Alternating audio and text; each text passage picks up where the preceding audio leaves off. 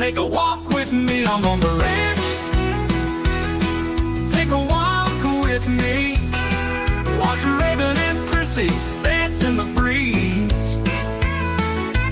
Junior Cluckin' and Oscar's cock-a-doodle-doo-doos just for you.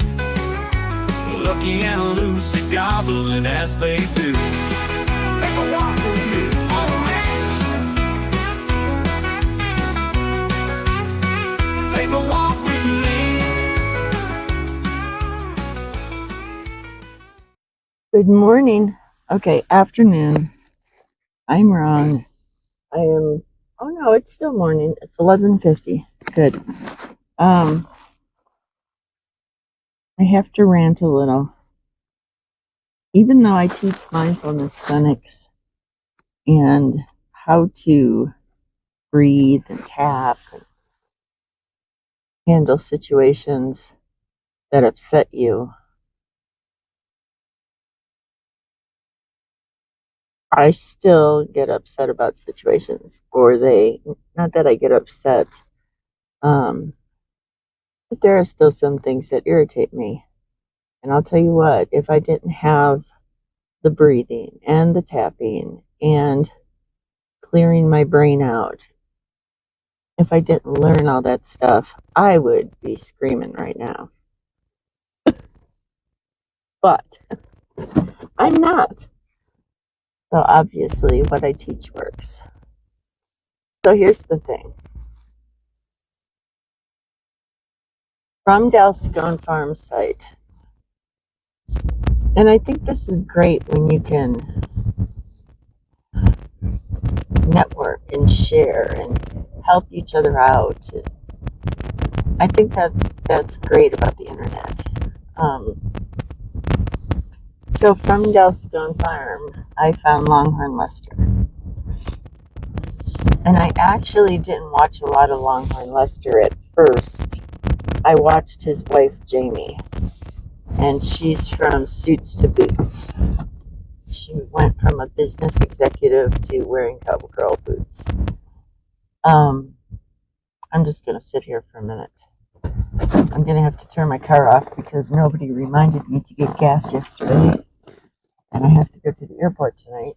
So, I'm going to need to go get gas and chicken feed and cat food. I probably should get myself some food too, but animals come first. Anyway, so I started watching Jamie, and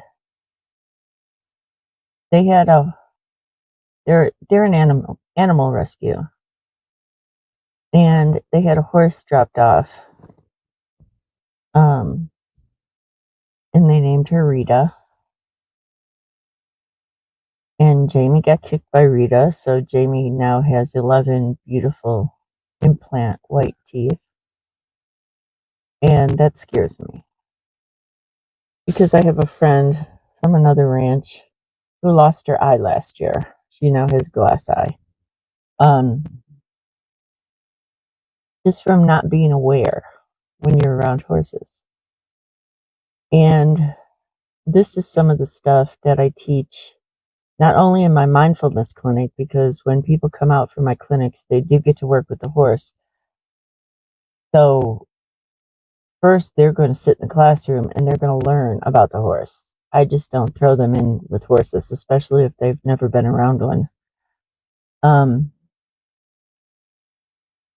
So anyway, I was just so impressed with Jamie. I emailed her and I told her, I said, I have no one. If anything should happen to me, I have no one to take my horses.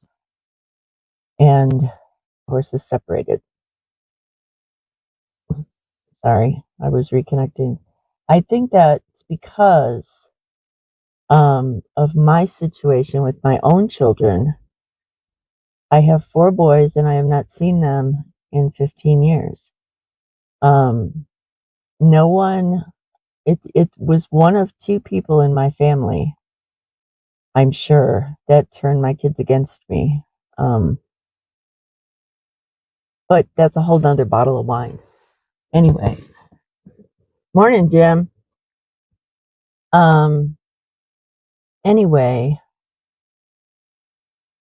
I do not want my horses separated. I miss my kids terribly. I'm not going to curl up in a ball and get all depressed and ruin my life because of their actions. My father always used to talk about brainwashing. And now that I've learned what I have about going back to zero and getting all that shit out of your brain, sorry, I want to try to keep this kid friendly. Getting all that out of your subconscious and going back to zero and being your own person and not who everyone expects you to be. That was my problem growing up because I was the youngest. My parents were 40 when they had me. My oldest sister was already 20. My next sister was 18, and my third sister was 9.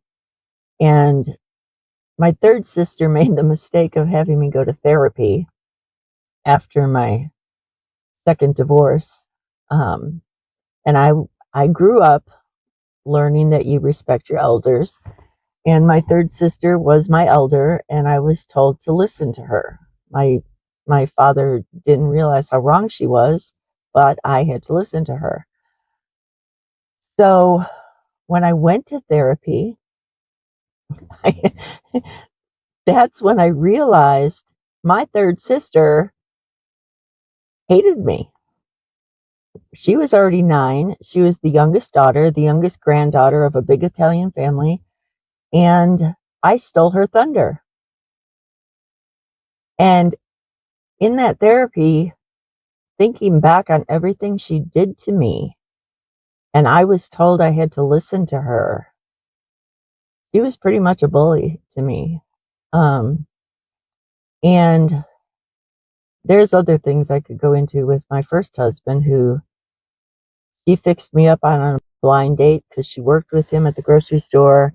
And then a month later, sorry, there goes the internet. Maybe I should take you off Wi-Fi. Wi-Fi. Anyway, a month after she introduced me to me, she was on the phone booking the church. She made herself my maid of honor. Even though I wanted Kathy to be my maid of honor. But I'm over that. I forgive her. It was just a normal behavior, but I didn't have parents that intercepted. And honestly, by the time they had me, they were tired.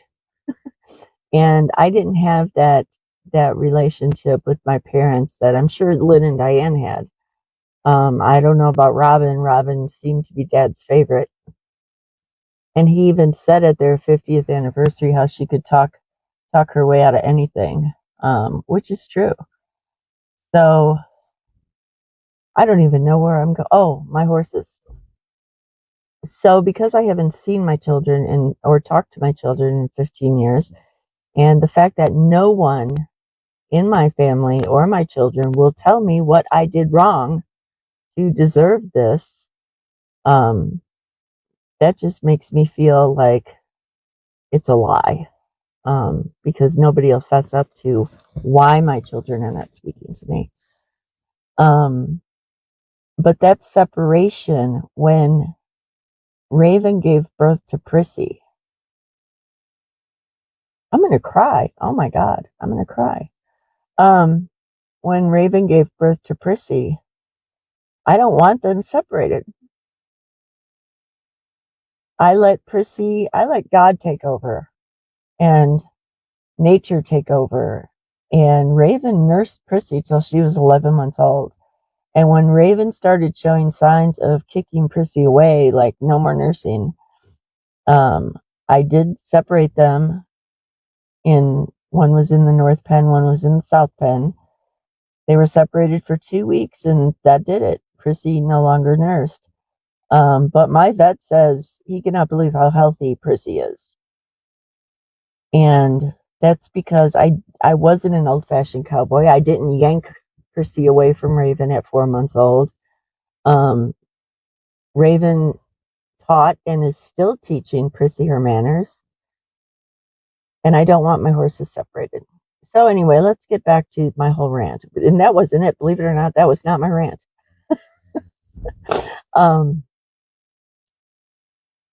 So I started watching Suits to Boots, and I really loved Jamie and how she treated her animals. And I emailed her and I asked her, if something should happen to me, can I will her my horses? Now they're in Texas. Um, and she said, absolutely. But then I started watching more of her Lester's channel. Now, my two older boys have ADD. Sean, my oldest, has ADHD, which is what I'm suspecting Lester has. The man does not stop talking. I don't even know how he breathes in air. And he screams at these animals. Well, I sent Jamie a coupon to my free classes. I gave him a free coupon to my courses because Lester admitted he knows absolutely nothing about horses. And I'm sorry, I'm watching my neighbor's driveway, and I'm going to have to come back because they're not home and there's a bunch of cars in their driveway, and I don't know why, and I have to go feed Zippy anyway. I will be right back in about 10 minutes. Don't go away. Okay, we're back. Everything's fine. Audrey and Jason are selling their house, and it was a realtor who had an appointment that Audrey forgot to tell me was scheduled for today. I met the woman and the prospective clients behind her, and I stopped her on the road. And I said, excuse me, could you tell me why you're at Audrey and Jason's? And she said, oh, we had an appointment. My heart had stopped. I thought somebody was down there ripping them off. You got to look out for your country neighbors out here. Okay, so back to Lester. I sent them. Lester was the first one to admit he knows nothing about horses. And I had sent them a gift coupon to take my online courses. My online courses, I have spent 400 to 600 hours each doing research, putting them together, talking to vets, talking to trainers, and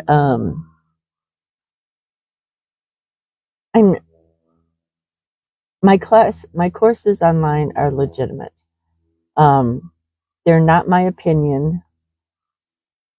They're facts that I have found doing research, talking to people, watching horses myself.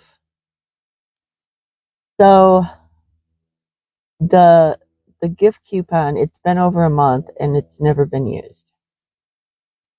I did try to message him on WhatsApp because he was feeding the horses nothing but alfalfa. He calls it green hay. Alfalfa is very high in sugar, especially the first cut.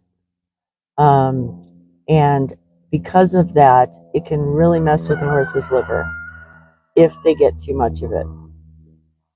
So I did try to nicely tell him that.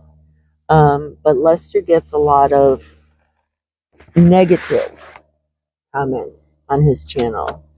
And he came to the point where, I had purchased another tripod like I have because he's always trying to fumble with his phone. And hold on, I need a drink of coffee. He's always trying to, hey Angel, he's always trying to fumble with his phone around the horses, and that's a point to remember in my story. What does Raven smell? Raven is smelling something. So anyway, I have changed my mind about leaving my horses to Jamie as long as she's with Lester. Now, I posted this morning. It is amazing. There's a gentleman, I think he's in Texas, Rick Gore. He has a channel called Think Like a Horse. And what happened was they adopted a draft horse, a Belgian draft horse. And he's huge. His name is Roman. And Rita, the Blue Roan, was trying to be the alpha with the donkeys. And Rita was not getting along with anyone. So they kept moving her from pen to pen to try to find the right fit for her. And they decided they were going to put Rita in with Roman, the draft horse, who is like 3 times her size. And they did. And the video is on I'm a Survivor. That's Lester's channel. And Rita starts her little kicking. She was not kicking to destroy Roman, to hurt Roman. It's an equine behavior where horses do that to each other, and even dogs and cats. They have their own natural way of doing their hierarchy. Now, when I was watching the video when they put Rita in with Roman, neither one of, if they were going to kill each other, both of their ears would have been pinned back, their tails would have been up, and they would have been kicking hard. So watching this, my stomach starts burning because there is no way to get a hold of Lester. He will not see your comment. He will not read the comments. And when they put Rita in with Roman, Jamie even told Lester to settle down, and he kind of took offense to that. But what he was doing was constantly talking and yelling in a high-pitched voice. Horses can hear up to 14,000 feet. That's like almost 3 miles. And they can also smell far away too, which is probably why Raven got a whiff of something a little while ago. But Lester really, he was agitating the situation. And I couldn't watch it anymore because it just makes my stomach burn. You can't be there to tell him to settle down. He took offense from Jamie telling him to settle down. And like I said before, my oldest son has ADHD, and they're very excitable, and their body moves faster than their brain does. That's what I learned about my son. So this gentleman, Rick Gore, from Think Like a Horse on YouTube, took Lester's video and critiqued it this morning. And I messaged Rick asking him if I could use that video in my classes. He explained everything so well. He explained what Lester was doing wrong. And like I said, I had a friend last year who now has a glass eye because she was not paying attention to the horse signals. And she admitted it was all her fault. It was not the horse's fault. But like Rick says, if you get injured by a horse, it's something that you did wrong. It is not something that the horse did wrong. So if you can go to my page, my Facebook page, I put the link there. Lester, I love Lester, but, and with all the breathing and all the tapping, all the EFT, all the going back to zero in my brain, Lester's voice now is like nails on a chalkboard to me. And when I watch his videos, I definitely have to turn the volume down. But check out that video. I have got so much to do today. I don't know if you can see this, but I have to show you Orange Max sitting on the muck pile. Up there he goes. So that is Orange Max. He's a feral cat. I don't know who he belongs to, but I feed him. He lives under my fifth wheel. Sometimes he will go in the turkey coop to get warm. But I make sure all these feral animals have somewhere warm to go in the winter, which is how I got Smokey. Because 2 Christmases ago, well, actually, May of 22, I think it was. Maybe it was May of 23. Smokey showed up under my fifth wheel. It took me until September to bribe him with treats, to get him to come close to me, to let him allow me to touch him. And then that December, we had a bad snowstorm coming. And I'm like, I am not leaving this cat outside. So I bribed him up the stairs into the RV before the snow. And he got along with the girls, Annabelle and Magic.